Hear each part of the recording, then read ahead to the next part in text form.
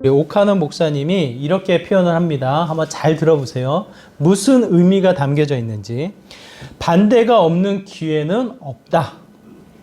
반대가 없는 기회는 없다. 때로는 우리가 기대하고 우리가 소망하는 기회가 찾아오게 되어지는데 바람은 뭐예요? 그 기회를 잘 살려서 형통하고 은혜롭고 순적한 일이 펼쳐지기를 우리가 기대하잖아요. 그렇죠? 그런데 이 분은 이렇게 표현을 합니다. 반대가 없으면 기회도 없다.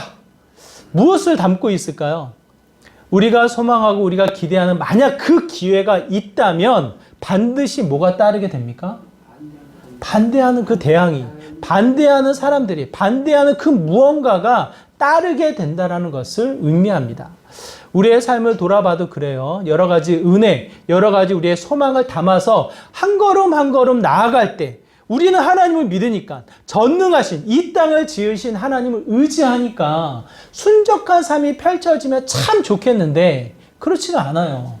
물리적인 상황이 나에게 스쳐 지나가는 사람들이 세상의 여러 가지 일들이 내 삶 가운데 대항으로 반대하는 세력으로 나타난 것을 보게 되어집니다.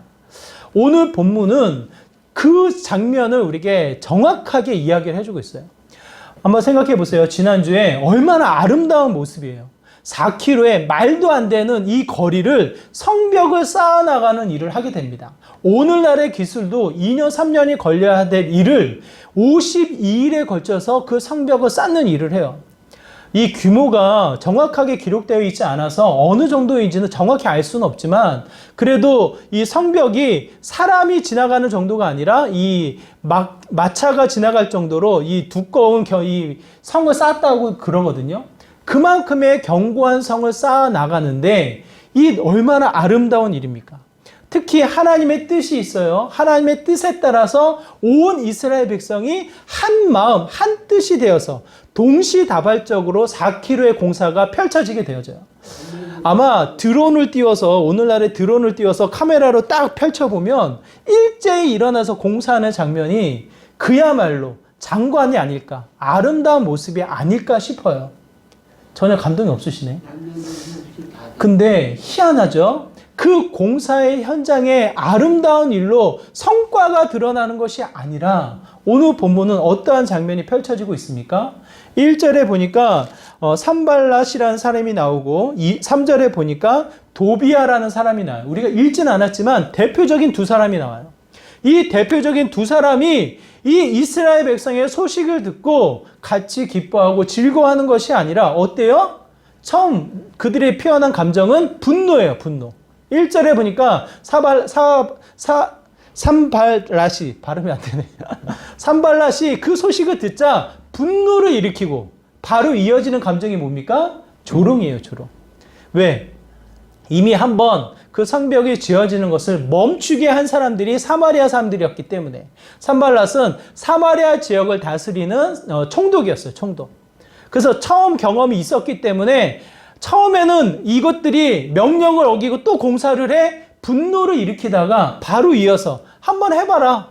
너희들이 무슨 짓을 하는지 무슨 일을 벌리는지 그게 제대로 되는지 한번 보자.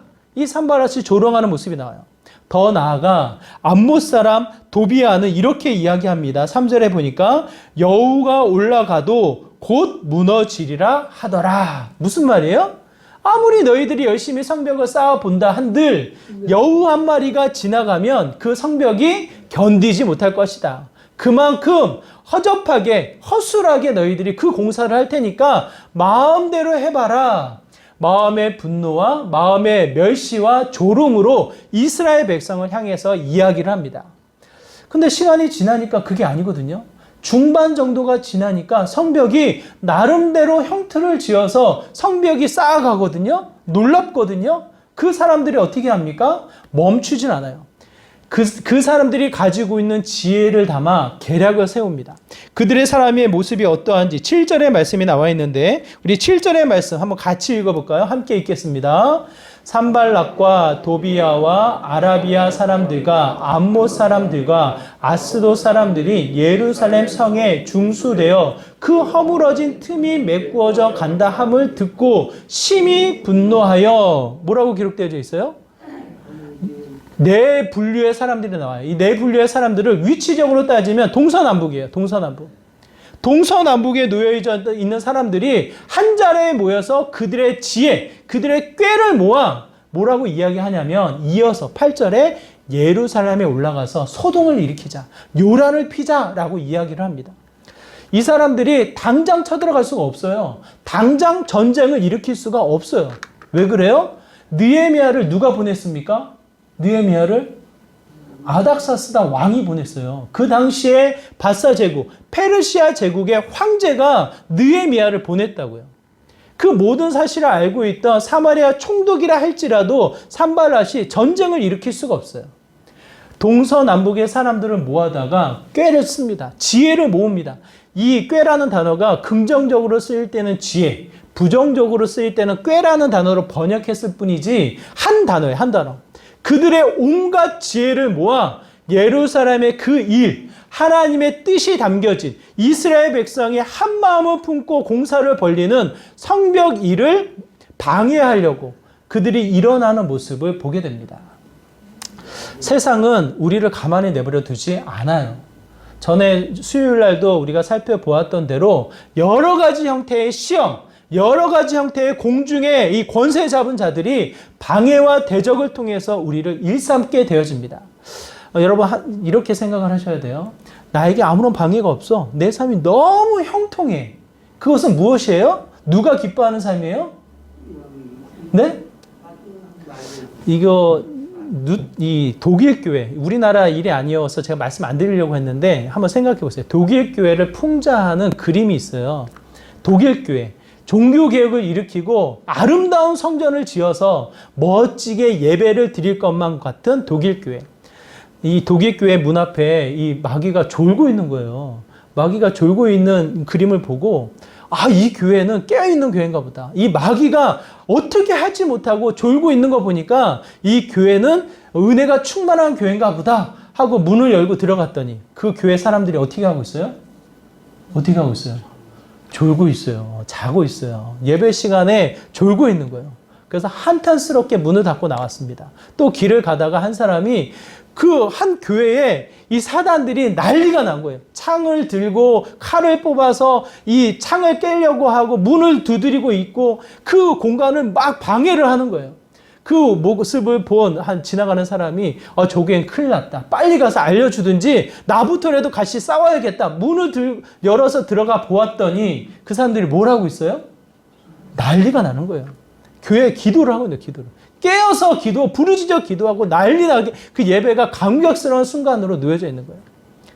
만약 여러분의 삶이 형통해요. 여러분의 삶이 아무런 문제가 없어요. 여러분의 삶이 너무 평안해. 그럼 누가 기뻐하는 삶일까요? 한번 생각해 보세요, 여러분. 오늘 본문은 우리에게 그 이야기를 해요. 분명 하나님의 일을 합니다. 하나님의 뜻을 담아서 그 일상을 우선순위로 펼쳐나가잖아요. 그 자리에 누가 찾아옵니까? 방해꾼들, 대항하는 힘이 찾아오게 되어져요. 그 사실을 우리는 인지해야 되겠고, 또 한 가지 우리가 잊지 말아야 할 것은 그 사람들로 인해서 우리는 어떻게 돼요? 지쳐가요. 힘이 빠지게 되어져요. 우리가 읽진 않았지만 10절과 12절의 말씀이 그래요. 10절과 12절의 말씀에 보면 이와 같아요. 우리 한번 같이 읽어볼까요? 12절의 말씀부터 볼까요? 함께 읽겠습니다. 12절 말씀 있습니다. 그 원수들의 근처에 거주하는 유다 사람들도 그 각처에서 와서 10번이나 우리에게 말하기를 너희가 우리에게로 와야 하리라 하기로. 무슨 이야기예요? 동서남북에 흩어져 있는 사람들이 모여서 계략을 세워요. 우리가 전쟁은 일으킬 수 없지만 이 페르시아 황제 때문에 대놓고 전쟁을 할 수 없지만 때를 정해서 동서남북으로 동시다발적으로 쳐들어 들어가서 아무도 모르게 소란을 피우자. 그 예루살렘이 난리가 나게끔 요란을 피우자. 그러면 그들이 마음이 흩어지게 될 것이다 라는 꾀를 싸서 지혜를 모아서 그들이 계략을 세웁니다. 이게 좀 조용하게 진행이 되면 모르겠는데 이야기가 퍼져요. 그 가까이에 사는 예루살렘에 있는 유대인들이 그 소식을 듣게 되어져요. 본인만 들고 알고 있는 것이 아니라 형제, 자매, 친척, 이웃들에게 그 이야기를 똑같이 전해요. 한 번 전하는 것이 아니라 몇 번 전해요? 2번 전하고 3번 전하고 10번의 소식을 들어요. 가만히 일을 하고 있다가 마음이 어떻게 되어져요? 정말 쳐들어오나? 오늘 오는 거 아니야? 오늘 안 오면 내일 오는 거 아니야? 10번의 이 이야기를 들으면서 마음이 어떻게 됩니까? 뒤숭숭 약해지고 흔들리게 되어져요. 한 마음을 품고 하나님의 성벽을 지어갔던 그 이스라엘 백성들이 마음이 약해지고 점점점 흔들려가는 모습을 보게 됩니다. 근데 마침 이 일이 중반이 끝났지만 남아있는 일이 얼마나 남아있어요? 이 쌓여져 있는 토성을 보니까 한이 없는 거예요. 아직도 반이 남았네. 부정적인 생각, 물리적인 환경을 보면서 다시 한번 생각이 닫혀지는 것을 보게 되어지니까 이 이스라엘 백성이 점점점 약해져가는 형태를 보게 됩니다. 우리의 삶 가운데 분명 하나님의 사명, 결단을 받아 하나님의 뜻을 이루고자 한 걸음 한 걸음 애써서 나아가지만 한 번 대항하는 사람들, 한 번 반대하는 사람들, 세상에 이 여러 가지 두려움에 놓여져 있을 때 우리의 모습은 어때요? 점점점 약해져 가요. 제가 청주에 와서 지금 2년에 걸쳐서 많이 안 만났어요. 10명 내외 손으로 꼽고 자주 만난 분들은 한 5명 이내에 목사님들을 만났어요. 목사님들. 한결같이 그들의 모습은 어떤 모습인지 아세요? 한결같은 모습. 너무 은혜롭다. 1번. 너무 기쁨이 있다. 2번. 너무 즐거워한다. 3번. 4번. 너무 지쳐한다. 1번, 2번, 3번 다 비슷한 말이죠. 너무 지쳐 계셔요. 너무 지쳐 계시고 정말 제가 만나는 모든 분들이 우리 기쁨의 교회 와서 차 한 잔 마시면서 위로를 얻고 간다라는 표현을 쓰셨어요. 그래서 제가 이게 우리 교회 사역인가? 그런 생각이 들 정도로 굉장히 지쳐있는 목사님들을 보게 되어져요. 왜 그렇습니까? 말씀이 없어요? 믿음이 없어요? 하나님의 뜻이 없나요? 사명이 없나요? 그렇지 않아요.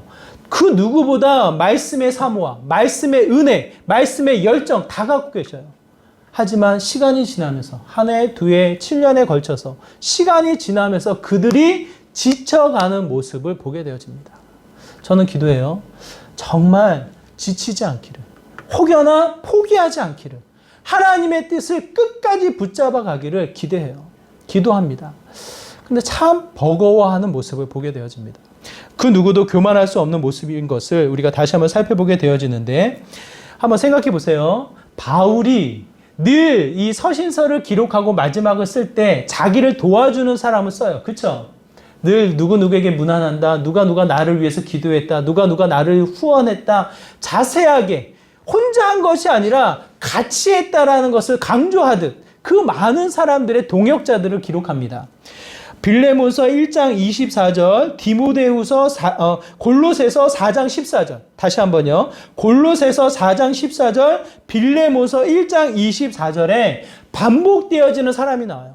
누가 반복되는지 한번 들어보세요. 골로새서 4장 14절에 이렇습니다. 사랑을 받는 의사 누가와 또 데마가 너에게 문안하느니라. 누가 나와요? 누가와 데마. 빌레몬서 1장 24절에 이렇게 기록되어져 있습니다. 또한 나의 동역자 마가, 아리스다고, 데마, 누가가 문안하느니라. 누가 나와요? 누가와 데마가 나와요. 데마. 그렇죠? 두 사람이 똑같이 반복되죠. 누가는 우리가 알고 있는 누가복음을 쓴 사람이에요. 이 바울이 이 병에 질환이 있다 보니까 의사인 누가가 계속해서 같이 다니고 바울을 돕고 협력하는 장면이 나와요. 사도행전을 누가가 썼다고 우리가 알고 있는데, 사도행전에 기록되어져 있는 바울의 행적을 자세히 기록한 내용도 누가가 그 옆을 지켰기 때문에 그래요. 누가는 하나님의 일, 하나님의 사역을 끝까지 감당했던 사람이에요. 그런데 데마는 어때요? 데마에 대해서 아는 분 계셔요? 혹시? 데마. 분명히 바울이 그에게도 문안을 했어요. 그에게도 정말 감사하다는 마음을 전했어요. 그 데마가 어떻게 되었습니까? 어떻게 되었어요? 디모데후서 4장 9절에서 10절의 말씀. 한번 우리 같이 읽어볼까요? 디모데후서 4장 9절에서 10절의 말씀 함께 읽겠습니다. 시작. 너는 어서 속히 내게로 오라. 대마는 이 세상을 사랑하여 나를 버리고 데살로니가로 갔고 그레스게는 갈라디아로 디도는 달마디아로 갔고.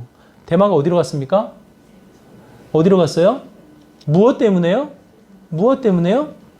아마 데살로니가가 자기 고향이 아닐까 싶어요. 고향으로 갔는데 그 마음이 좀 달라요. 바울이 그를 격려하고 칭찬하고 그를 세워서 보내는 마음이 아니라 대마에 대한 아쉬운 마음을 담아서 기록한 것 같아요. 그가 끝까지 그 신앙을 지키지 못한 수많은 대항, 수많은 반대. 이 디모데 후서가 로마의 감옥에 갇혀 있을 때 바울이 기록한 책이거든요. 거의 마지막 때에 기록한 책이에요. 바울을 지키고 같이 동역했던 이 대마가 바울을 보니까 끝이 안 좋아. 감옥에 갇혔어. 자기도 언젠가 갇힐 것 같아요. 혹여나 자기가 먼저 죽지 않을까 이 두려움이 있는지 모르겠어요. 이럴 바에는 세상에서 더 누리자. 세상을 향한 마음에 되돌려져서 대마가 고향으로 갔다라고 기록되어져 있습니다. 굉장히 마음이 아프고 안타까운 내용이에요.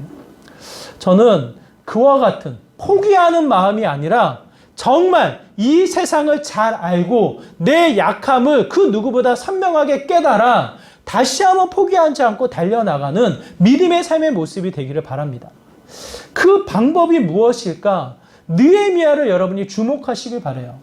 느헤미야의 리더십을 여러분이 꼭 기억하시길 바라요. 똑같은 상황에서 느헤미야는 다르게 행동하고 있습니다. 느헤미야의 모습을 첫 번째 우리가 생각하는 것은 절대로 자기를 드러내지 않아요.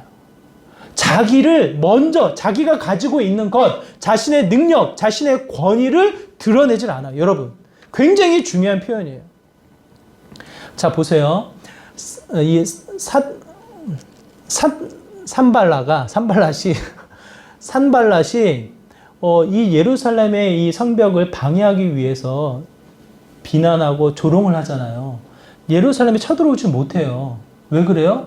왜 그래요? 느헤미야가 있잖아요. 느헤미야가 누구의 보냄을 받았다고요? 아닥사스다 왕. 사마리아 총독으로 산발랏이 임명을 받았으면 예루살렘을 다스리도록 예루살렘 총독으로 느헤미야가 아닥사스다 왕에게 보냄을 받은 거예요. 산발랏이 더 아닥사스다 왕에게 권위가 있을까요? 아니면 이제 막 파견을 받은 느헤미야가 아닥사스다 왕을 통해서 더 권위가 있을까요? 한번 비교해서 생각해 보세요. 누가 더 권위가 있을 것 같아요? 느헤미야. 산발랏이 함부로 와서 대항하고 함부로 와서 전쟁을 일으키고 반대를 할 수가 없는 거예요. 그러니까 뒤에서 몰래 이 예루살렘을 소동을 일으키려고 했던 그들의 꾀가 그곳에 담겨져 있는 거예요. 그렇다면 이런 전쟁의 소문, 이와 같은 방해꾼들의 소식을 듣게 되어지면 느헤미야라면 어떻게 하겠어요? 만약 느헤미야의 위치에서 느헤미야와 같은 권위를 가지고 있다면 여러분 어떻게 하시겠어요? 잠깐만 기다려봐. 내가 본때를 보여주고 올게. 잠깐만 기다려봐. 내가 가서 혼쭐을 내주고 올게. 그런 거 뒤로 한다 할지라도 정치적인 만남을 통해서 아마 이 문제를 해결하지 않겠어요? 그게 일반적인 상황이지 않겠냐고요. 1장에서부터 4장에 걸쳐서 느헤미야를 여러분 잘 관찰해 보세요. 그 안에는 자기를 부인하는 느헤미야를 볼 수가 있어요. 철저하게 자신의 생각, 철저하게 자신의 능력, 자신이 가지고 있는 권위를 앞세워서 이야기하지 않습니다.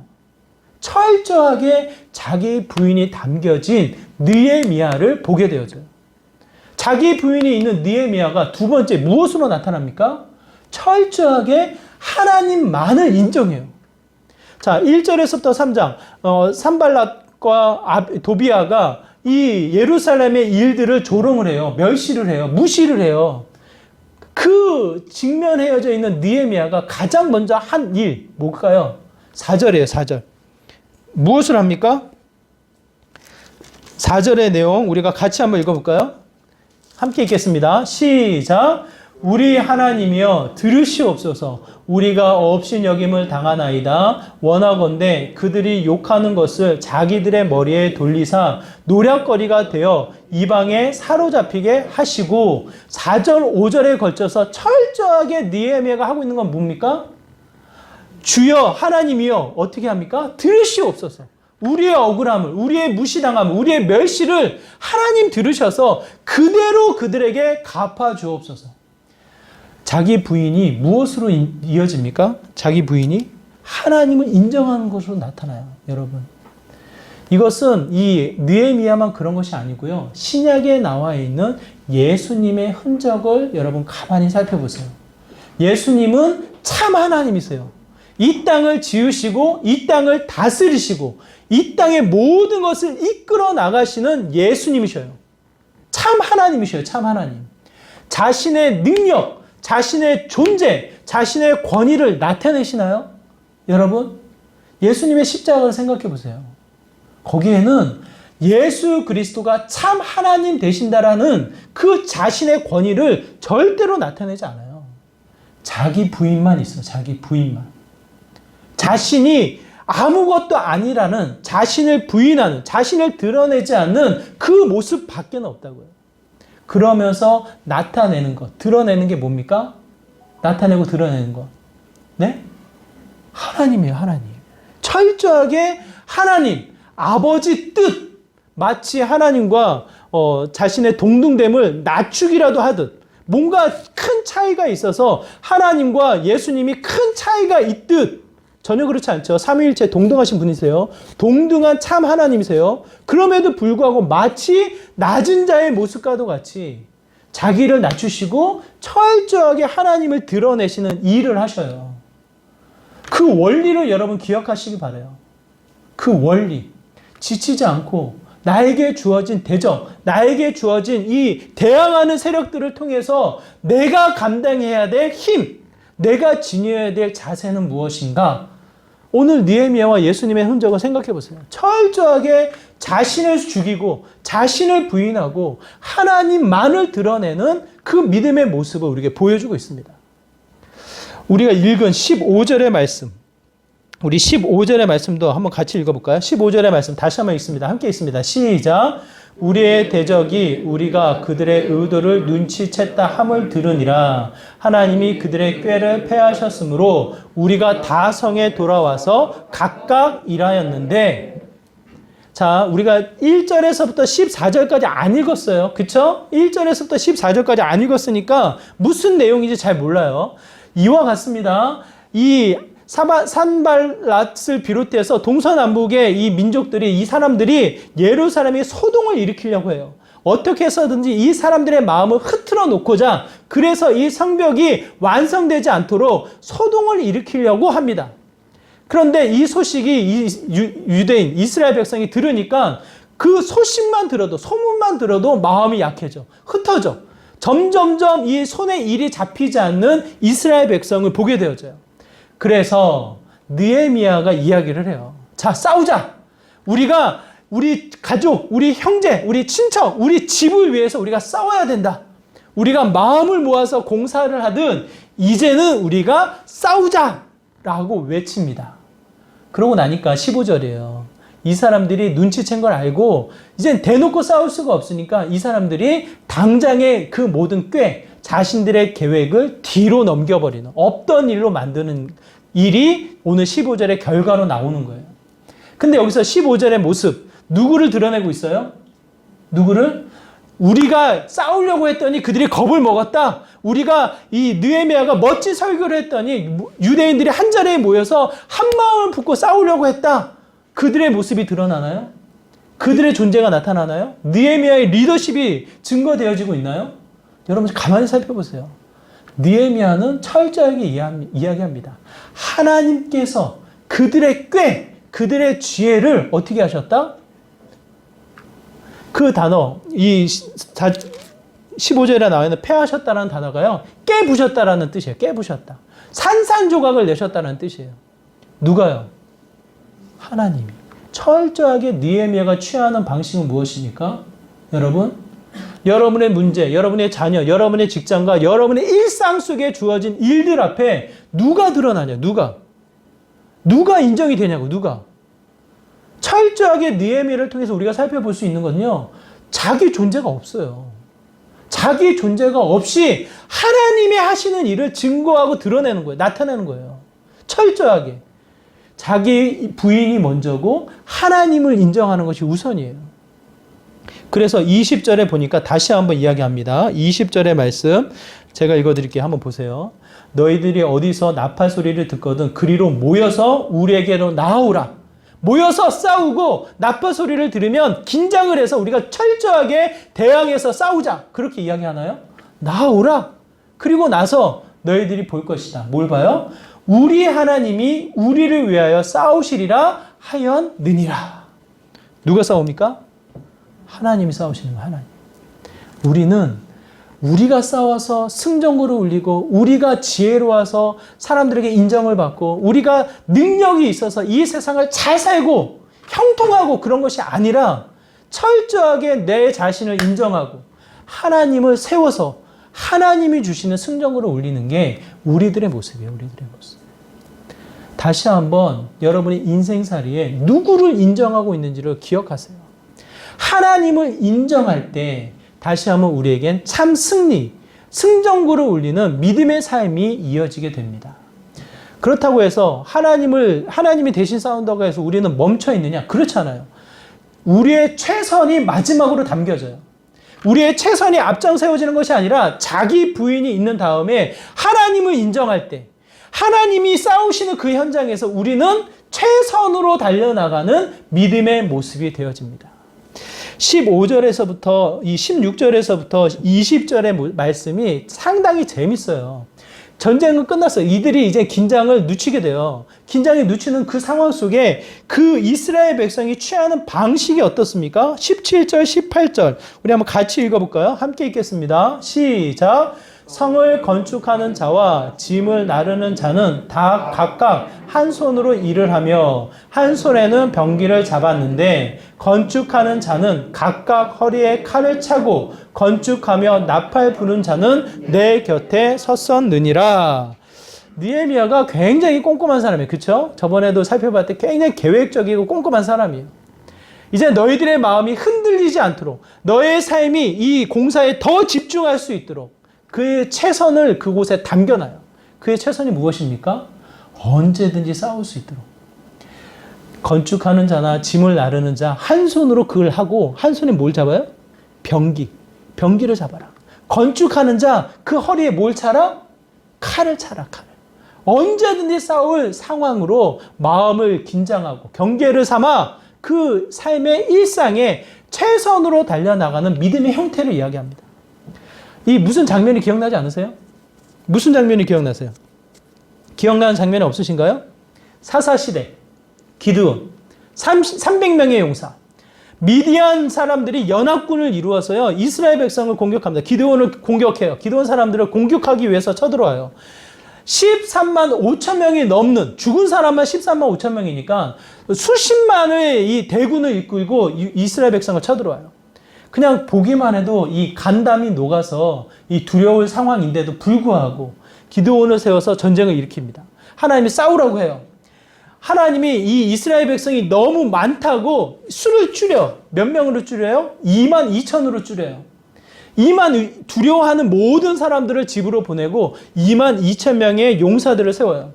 하나님이 그 수도 많다고 그래요. 그 수도 많다고 하면서 300명으로 줄여요. 300명. 2만 2천에서 300명으로 줄일 때 무슨 일이 벌어집니까? 어떠한 기준으로 줄여요? 여러분 재밌어요. 잘 생각해 보세요. 개울가에 도착해서 물을 마시는데 물을 마시는 모습으로 300명의 용사를 뽑아요. 갑자기 이 개울가에 목이 마르니까 개처럼 이 혀를 핥으면서 물을 마시는 사람 아웃. 무릎을 꿇고 물을 마시는 사람 아웃. 마지막 300명. 손으로 물을 떠서 마시는 사람 300명. 그런데 여기서 중요한 거. 손으로 물을 마시는데 그 손을 표현하는 단어가 단수예요. 우리가 손이 몇 개예요? 단수예요, 복수예요? 2개잖아요. 복수예요, 복수. 근데 이 두 손을 복수로 물을 마시는 게 아니라 한 손으로 물을 마셔요. 한 손으로. 한 손에 뭘 하고 있을까요? 한 손에는 자신의 무기, 병기를 손에 쥐고 한 손으로 물을 마시면서 주위를 살펴나가는 형태. 많은 주석가들이 그렇게 해석을 합니다. 300명의 용사를 뽑을 때 그냥 경계를 풀고 자기 마음대로 자기가 가는 대로 물을 허겁지겁 마시는 사람들 아웃! 철저하게 마음을 경계하 삼아 그 누구도 이 대항하는 세력들을 통해서 내 영혼이 피폐하지 않도록, 내가 지치지 않도록 내 주변을 살피고 하나님의 일을 이루고자 내 손에 병기를 들고 물을 마시는 사람 300명을 통해서 하나님이 놀라운 승리의 기적을 일으키십니다. 오늘 본문과 굉장히 흡사한 내용이 아닌가 싶어요. 하나님을 인정한다는 것은 나태함을 이야기하지 않아요. 하나님을 인정한다는 것은 내 책임을 뒤로 한다는 뜻이 아니에요. 철저하게 하나님을 드러내지만 나는, 내 삶은 철저하게 나에게 주어진 일을 감당해 나가는 사람. 학생은 펜을 듭니다. 직장인들은 그 안에서 일하는 내 사역의 달란트와 내 역할의 책임감을 가지고 일을 합니다. 사회인으로서는 정의와 공의를 붙잡아 이 사회인으로서 내가 그 공의와 정의를 세워나가는 일꾼으로 내 손을 쥐고 그 일을 감당해 나가는 모습이 되어야 한다는 뜻이에요. 내 자신을 부인하고 하나님을 인정해 나갈 때 내 손에는 내가 쥐어야 하는 하나님이 내 손에 쥐어준 그 책임, 인내, 내가 해야 될 일, 그것에 대한 이 무기를 들고 성실한 마음으로 달려나가는 믿음의 형태를 우리에게 가르쳐주고 있어요, 여러분. 우리의 삶의 모습을 다시 한번 기억하세요. 내가 누구를 인정하고 있는가? 내가 주어진 일은 무엇이 있을까? 저는 이 지쳐있는 목사님들이 포기하지 않기를 정말 기대해요. 더 나아가 나는 안 그러겠지. 아니에요. 저도 두려워요. 6년, 7년 지나서 혹시 내가 그와 같은 모습일까? 두려워요. 그게 기도하게 되어져요. 하나님, 정말 주님이 주신 그 일, 주님이 내 손으로 이루고자 하시는 하나님의 사명, 우리 기쁨의 교회를 통해서 정말 하나님이 이루고자 하실 그 일, 포기하지 않고 붙잡고 나갈 수 있는 힘을 더해달라고. 정말 기도하게 되어지고요. 내 삶 하루하루를 게으르지 않게끔, 나태하지 않게끔 그 하루하루를 살아가려고 애를 쓰고요. 더 나아가 하나님의 도우심이 드러나는 삶이 되기를 소망하고 있어요. 여러분, 정말 그 삶을 놓치지 않기를 바랍니다. 그 자리가 하나님이 대신 싸우셔서 놀라운 승전고를 울리게 하시는 믿음의 현장인 것을 여러분 기대하시고 하나님을 인정하고 최선으로 달려나가는 믿음의 귀한 삶이 되시기를 바랍니다. 20년의 이 목회를 마치고 이제 은퇴하고 원로 목사님이시니까 편안하게 그냥 노후를 즐기면 좋지 않겠어요? 은퇴하고 그 은퇴한 교회에서 나와서 또 다른 교회를 세우셔요. 또 다른 교회를 세우시면서 이게 하나님이 주신 사명인가? 한 가지 사명을 붙잡아요. 그게 장애인을 위한 학교를 세우는 거였어요. 장애인을 위한 학교를 세우는 것. 생각만 해도 막 기쁘고 설레이고 좋은 일이구나 기대감이 생기지 않아요? 근데 여러분 기억나시나요? 2017년도 무릎을 꿇은 젊은 엄마들의 모습이 미디어 뉴스에 나와요. 그 왜 나와요? 왜 그 사람들이 무릎을 꿇고 눈물을 흘립니까? 제발 이 지역에, 이 자리에 장애인 학교를 세우게 해주세요라고 하소연하는 장면이었어요. 하소연. 강서 지역에 이미 허락을 받아서 이 공사를 시작해야 되는데 주민들이 허락을 안 해서 그냥 해도 되는데 그나마 이 간담회를 통해서 주민들의 마음을 얻고자 그 어머니들이 무릎을 꿇고 눈물을 흘리며 공사를 하게 해달라고 그렇게 하고 있어요. 그 모습을 본 주민들이 어떻게 외칩니까? 쇼하고 있네. 쇼하지 말아라. 그렇게 멸시하고 무시하는 장면이 뉴스에 나왔어요. 뉴스에. 2017년도에요. 2017년도 한참 전에 95년도, 96년도에 특수학교를 세우고자 강남에 땅을 사요. 교육부서를 통해, 교육청을 통해서 이 땅을 구매를 했어요. 샀어요. 이제 공사를 하면 돼. 근데 공사 준공이 어디에 허락을 받아야 돼요? 구청이에요, 구청. 구청에 허락을 받아야 돼요. 구청장이 주민의 동의를 받아오라는 거예요. 주민의 동의를. 하나님의 뜻을 받아서 마지막 노후에 정말 하나님의 이 일을 하고자 결단해서 모든 것을 내려놓고 그 땅을 샀는데 수많은 사람들의 이 믿음의 결의로 그 땅을 샀는데 당장에 대항에 막혀요. 반대에 막혀요. 그 주민들 난리 났어요. 왜 그래요? 집값 떨어진다고. 물론 표면적인 이유는 그게 아니에요. 뭐 학교가 초등학교가 부족하니까 초등학교를 세워주세요. 다른 걸 세워서 뭐 이런 식의 다른 표면적인 이유가 있었지만 그곳이 집값이 떨어진다는 그 내용 때문에 수많은 주민들의 반대가 있었어요. 근데 놀랍죠? 그것으로 공사가 멈췄을까요? 그것으로 모든 사람이 흩어졌을까요? 어떻게 됐을까요? 법정 싸움으로 갑니다. 정말 이게 옳으냐 그르냐 법정 싸움으로 가요. 대법원에서 판결이 나요. 이 학교는 구청에서 허가를 내지 말고 교육청에서 허락을 내라. 그래서 교육청의 허락으로 학교를 짓게끔 대법원이 판단을 쾅쾅쾅 내려줘요. 그 이후로부터 95년도, 96년도 이후로부터 학교를 지을 때 구청의 허락을 받지 않고 교육청의 허락을 받아 학교를 짓게 되어졌어요. 그 전까지 묶여있던 수많은 특수학교가 그 한 학교로 인해서 다 허락을 받아서 학교를 짓는 일이 벌어지게 되어졌어요. 반대는 멈추지 않았어요. 주민들의 반대는 멈추지 않아서 손해배상, 집값이 떨어지니까 116억 원의 손해배상을 내서 고소를 하고 그 공사 현장에 와서 유리를 깨고 파손을 하고 반대 시위를 하고 수많은 반대가 끊임없이 이어졌어요. 끊임없이. 결국 97년도에 준공이 되어서 97년도 2학기 때 아이들이 수업을 받는 현장이 벌어지게 되어졌어요. 한참 지나고 났어요. 오늘날 그 주민들이 이야기를 합니다. 정말 몰랐다고. 정말 몰랐다고. 땅값이 안 떨어질 줄 몰랐다고. 땅값이 더 올라가고요. 그곳이 서울의 한 지역에 특별한 이 선정되어지는 곳이 되어서 음악회, 미술관, 수많은 이 관광지들이 스쳐 지나가지 않고 한번 보고 가는 건물이 됐어요. 그래서 그 지역의 명소가 됐어요. 명소가. 그래서 정말 이럴 줄 몰랐다고 이야기를 해요. 한번 생각해 보세요.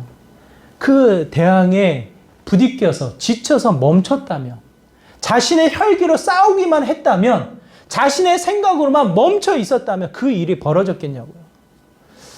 저는 그 자리가 하나님을 인정하는 자리라고 저는 확신하고, 더 나아가 포기하지 않고 주어진 이 손에 쥐어진 것을 붙잡고 나아가니까, 최선으로 나아가니까 하나님의 역사를 증거하고 볼 수 있는 믿음의 현장이 되었다고 저는 확신합니다. 22년, 23년이 지났어요. 한참 지났어요. 25년이 지났어요. 그 자리에 수많은 명소가 되어서 하나님을 드러나고 하나님을 증거하는 믿음의 자리가 그곳에 세워져 있습니다. 우리의 삶이 그와 같은 삶이 되면 얼마나 좋겠냐고요. 얼마나 좋겠어요. 세상은 안 변했어요. 여러분의 일상, 여러분의 삶 그대로 대항하고 반대하는 수많은 세력들이 놓여져 있어요. 그 안에 여러분 기억하십시오. 그 대항에 지쳐요. 그 대항에 힘들어요. 그것으로 쓰러지고 포기하지 마세요. 하나님이 그걸 원하셔서 그걸 내버려 두시는 게 아니에요. 철저하게 나의 한계, 나의 부인, 정말 나는 보잘것없구나. 내가 감당할 힘이 없구나. 내 자신을 인정하고 하나님을 붙잡을 때, 하나님을 인정할 때, 그 하나님이 주신 내 안에 최선을 붙잡아 나갈 때 하나님이 싸우시는 하나님의 역사를 우리가 보게 되어집니다. 저는 그 은혜를 경험하고 산 증인으로 여러분이 세움받아 나가는 믿음의 복된 삶이 되기를 바라요. 우리 기쁨의 교회가 하나님을 경험하고 하나님을 증거하는 믿음의 처소가 되기를 간절히 바랍니다. 여러분에게 주어진 그 세상의 대항, 그걸로 쓰러지지 마시고 지치지 마시고 하나님을 인정하고 내 안에 붙잡혀 있는 최선을 붙잡아 달려나아가 하나님의 승전고를 울려나가는 믿음의 복된 삶 되시기를 주님의 이름으로 축원합니다. 우리 말씀을 기억하면서 함께 기도하기 원합니다. 세상의 수많은 대항, 내 삶의 반대, 내 일상 속에 수많은 이들의 이 반대들 지치지 않게 하옵소서, 쓰러지지 않게 하옵소서, 포기하지 않게 하옵소서. 다만 하나님만을 인정하고 하나님이 주신 최선을 붙잡아 달려나가는 믿음의 삶이 되게 하여 주옵소서. 마지막 그 순간 주님이 허락하신 승전고를 울려나가는 믿음의 귀한 삶이 되게 해달라고 이와 같은 마음으로 함께 기도하며 나가도록 하겠습니다. 기도합니다. 하나님 아버지, 이 시간 우리의 말씀을 기억하면서 주님 앞에 기도합니다. 세상은 대응합니다. 세상은 반대합니다. 수많은 믿음의 결단으로 우리가 앞장서 나아가지만 이 세상의 이 반대의 세력들이 우리를 힘겹게 만듭니다. 그로 말미암아 우리가 지치고 쓰러질 때가 여러 가지로 나타나게 됩니다. 하나님, 무엇으로 우리가 나아가겠습니까? 우리가 무엇으로 이 세상을 감당하며 나가겠습니까? 나에게 주어진 일들을 우리가 이겨나가겠습니까? 다시 한번 주님을 인정합니다. 주님만을 붙잡습니다. 더 나아가 내 자신을, 보잘것없는 내 자신을 내려놓습니다. 다시 한번 주님의 은혜를 덧입게 하여 주시고 대신 싸우시는 그 하나님의 은혜를 경험케 하여 주시고 정말 주님 한 분만으로 말미암아 승전고를 울려나가는 믿음의 귀한 삶이 되게 하여 주시옵소서. 기대하고 소망하오니 다시 한번 내 삶 가운데 주어진 최선을 붙잡아 주님의 일을 이루게 하여 주시고 하나님의 뜻을 펼쳐져 나가는 믿음의 귀한 삶이 될 수 있도록 하나님 은혜 더하여 주시옵소서. 주님.